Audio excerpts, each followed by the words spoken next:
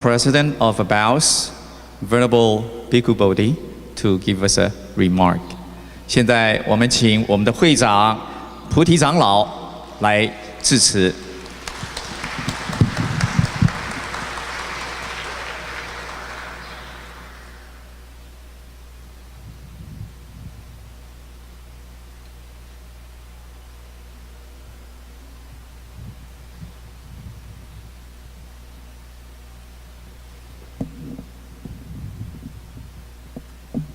Okay, venerable members of the Sangha, distinguished guests, and dear friends.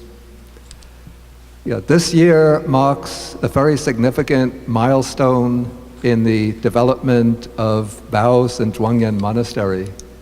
The reason why we are having this special ceremony today is to commemorate two significant events. One is that this is the 20th anniversary of the opening of the Great Buddha Hall. And the other event is that this year marks the 10th anniversary of the passing away of two people who played extremely instrumental roles in the creation of BOWS and of Zhuangyan Monastery. One is Dr. C.T. Shen, who is in a sense the person who came up with the idea of creating Zhuangyan Monastery and who offered the land for the construction of the monastery and served BOWS in many important roles through the years. And the other person whose memory we're commemorating is the abbot, the former abbot of Zhuangyan Monastery. This is Venerable Xian Ming. Both of these men passed away in 2007, which was exactly 10 years ago. I came to Zhuangyan Monastery in February 2007. At that time, both of them were alive. I got to meet Dr. Shen on several occasions. I never got to meet Venerable Xiang Min because he was unwell, but I had heard about his contribution to the monastery. And so it was a very sad event when both of them passed away just within a few weeks of each other. We use this occasion not only to celebrate the memory of these two persons, but also to honor all of those in the past who contributed to the creation of BOWS and the development of Zhuangyan Monastery. And amongst these persons, we have a great pleasure of having with us today one of those people who played through the years, who's always been a consistent mainstay of the monastery, Venerable Ming Guang Fashe.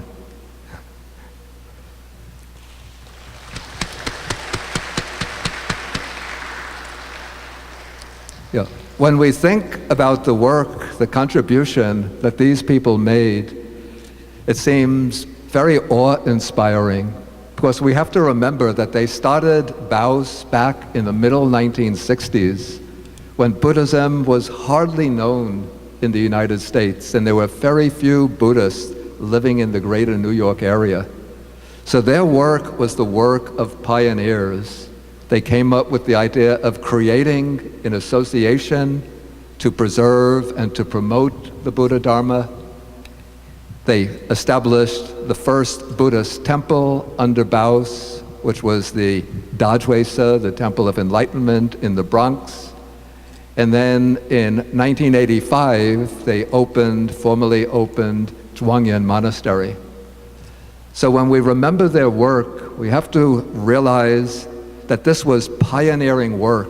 It was in a sense like clearing a path for all of us who came afterwards. They were the ones who cut through the jungle and opened up the road to make it easy for us to follow in their footsteps. And not only them, but also there were other important monks and teachers who followed in their footsteps and served either as president of BOWS or abbot of Zhuangyan Monastery.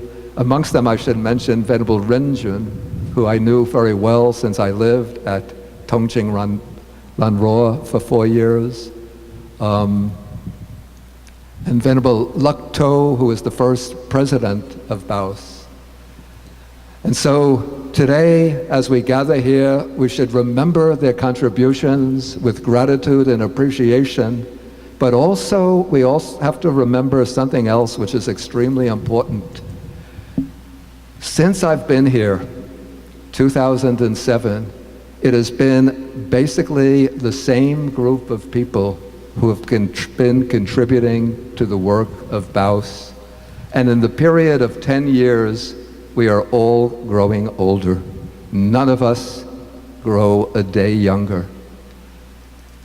In order for the work that the ancestors have contributed, that we are contributing now, for this work to continue, we're going to need younger people with energy, determination, faith, dedication to the Dharma, and new ideas to come into our organization, to participate in our meetings, and in the future to take over leadership roles in this organization. So I hope that there will be some younger people in this audience who will rise to that challenge and come forward and help BAUS to thrive long into the future. Thank you very much. Thanks to Bande, and I'll briefing shortly in Chinese. 那么会长我简短的做个翻译哈。他说今天有非常殊胜的因缘。第一件事情呢，就是我们美国佛教会大佛殿开光20周年。第二件事情呢，就是我们有2位过去非常贡献非常大的，一位是显明长老，一位是沈居士。那么沈居士他是从美国佛教会开始以来就有做很大的贡献，而且他选择了这个地方作为庄严世界的一个地点。那么除了这2位之外呢，特别提到的就是这么多年来一直不断的在为美国佛教会关心，而且提出很多贡献的，就是明光法师特别提出来，非常感谢他。那么也提到，在这么多年里面呢，在70年代，美国是一个缺乏佛法的地方，那美国佛教会开辟了第1座寺庙，然后在这里弘扬佛法。那么要特别感谢我们当年的创会的人，还有陆续投入的人，都要在今天一并的感谢。特别提到我们的创会会长乐度老法师还有他比较熟悉的当然还有敏智长老，还有比较熟悉的就是仁俊老法师，因为他在那边待了4年，跟仁俊老法师一起相处。那么除了这些人之外呢，也有很多很多的，像我们的副会长方丈还有很多的会员，他们放了很多的力量，为了这个佛教在美国努力，所以一定要在这里感谢。那么最后他要特别提到的，就是他从2007年来到这里，他只看到贡献的人还是依旧，但这些人他的年纪年华都渐渐老去。他希望在今天我们能够看到更多有年轻的人能够投入，要有年轻人有活力、有朝气、有新的看法，能够把你们的力量灌入在这一片土地，在这个弘法的这条大道上非常寄望大家今天非常感谢大家，好，谢谢会长。接下来我们要请我们的方丈，也是我们这次夏令营的